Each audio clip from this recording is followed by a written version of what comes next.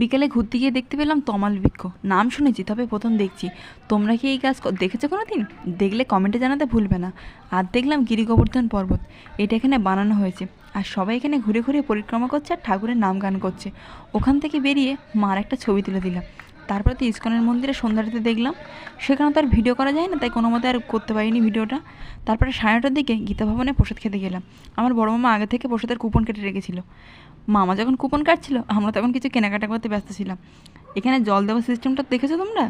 একজন গ্লাসগুলো বড় ডেক্সির মধ্যে দিয়ে দিচ্ছে আর আরেকজন জল তুলে দিচ্ছে, তবে হাতে গ্লাভস পরে।